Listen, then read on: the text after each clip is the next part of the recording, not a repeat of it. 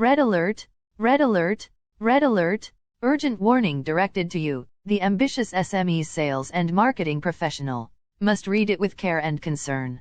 Alright, here's what you don't know about post-COVID-19 situations that will affect you and your SME's business. Period. As responsible sales and marketing individuals, you must be aware of some urgent news, especially those happening during the post-COVID-19 seasons. You ask, why? The answer is that with these knowledge you and I can plan and respond creatively and effective on things that can affect our careers as sales and marketing people. Agree or not? As a pre-warning, let me give a glance of what you're going to read and be benefited by it. Okay, in essence, there are important people involved in businesses, are wary of rules imposed by the authorities. They want the issues of wearing masks rules to be sensible executed. Moreover, they are unhappy regarding COVID-19 testing required for tourists.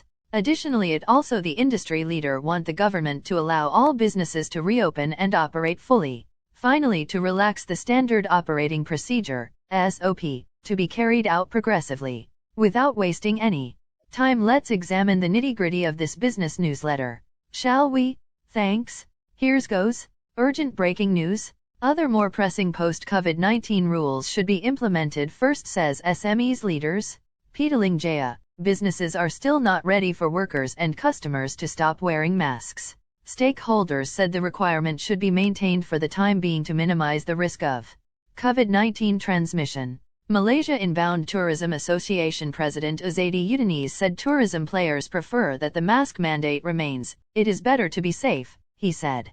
Wearing a mask is not really an inconvenience, and it will protect from viruses, he said, adding that the cost of masks is also pocket-friendly. Uzzaidi, who is also the Malaysia Tourism Council president, said if the government has any plans to relax the requirement, it is best to wait until the Hari Raya festive season is over to explore the possibility, as many people will be traveling during this period.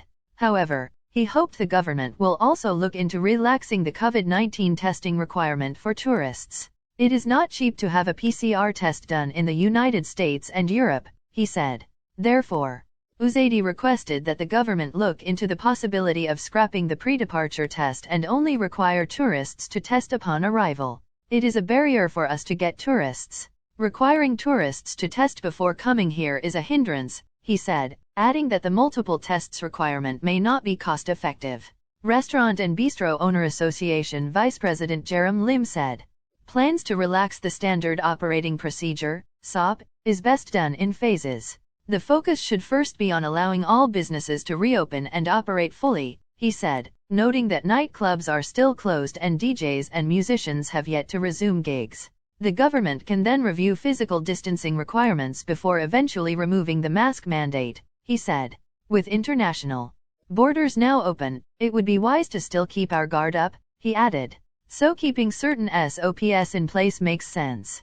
However, they should indicate at which point these SOPs will be removed. For example, if new cases drop below a certain number for a certain period or the hospitalization or mortality rate drops. If we hit those milestones, it means we are in better control and finally moving into endemicity, so SOP can be more relaxed, he said. Malaysian Association of Hotels President Datuk N. Subramaniam said the relaxation of SOP will allow more room for various sectors of the economy to recover, especially the tourism and hospitality industry as well as events. However, the industry sees the need to still maintain the use of masks based on the situation, such as indoors or enclosed spaces with large crowds and for those with symptoms, he said.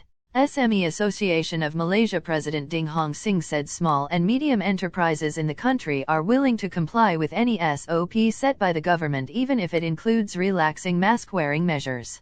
Now that we are fully informed on this serious bulletin on the matter of some more pressing post-COVID-19 directives, then things should be carried out first and accordingly, says SMEs leaders. To recap, most organizations are cautious of guidelines imposed by the authorities. Also, they are wary of the problems of sporting masks and mask-wearing requirement to be realistic carried out. Plus, they are unhappy as with regards to the COVID-19 testing required for tourists.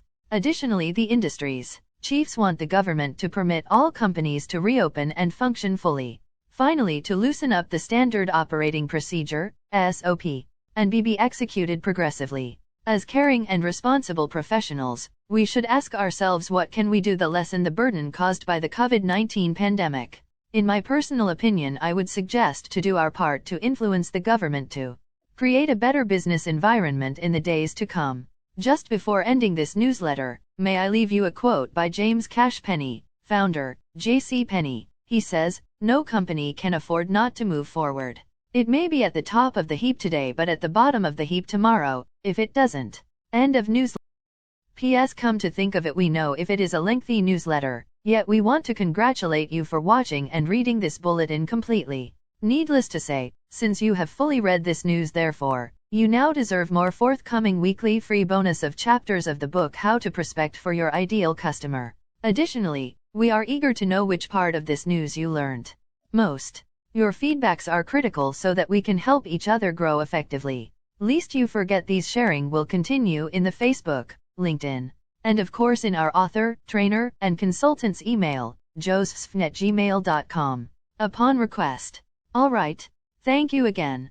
We hope to meet you next week. Goodbye and best wishes. From me, yours truly, Madam Sophia, the virtual presenter to CTM. Joseph. Dated April 25, 2022.